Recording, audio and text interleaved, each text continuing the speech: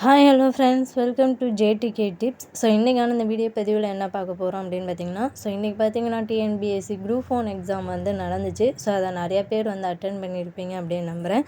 So நானும் பார்த்தீங்கன்னா அந்த எக்ஸாம் அட்டென்ட் பண்ணேன்.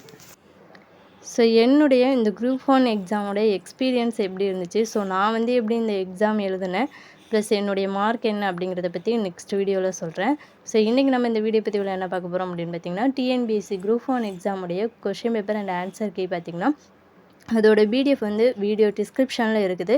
ஸோ நீங்கள் எக்ஸாம் எழுதியிருந்தீங்க அப்படின்னா உங்களுடைய ஆன்சரை நீங்கள் செக் பண்ணி பாருங்கள். ஸோ ஆன்சர் கீயும் பார்த்திங்கன்னா டிஸ்கிரிப்ஷன்லேயே கொடுத்துருக்கேன்.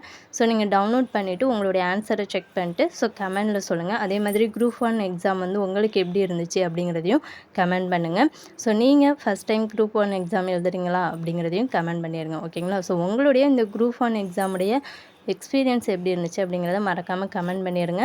ஸோ உங்களுக்கு பிடிஎஃப் வேணும்னா டிஸ்கிரிப்ஷனில் லிங்க் இருக்குது, டவுன்லோட் பண்ணிக்கோங்க, ஓகேங்களா. ஸோ இந்த வீடியோ பற்றி உங்களுக்கு யூஸ்ஃபுல்லாக இருந்துச்சு அப்படின்னு நினச்சிங்கன்னா இந்த வீடியோவுக்கு ஒரு லைக் பண்ணிட்டு மறக்காமல் நம்ம சேனலையும் சப்ஸ்கிரைப் பண்ணிக்கோங்க. நெக்ஸ்ட் வீடியோவில் பார்க்கலாம். Thank you to all.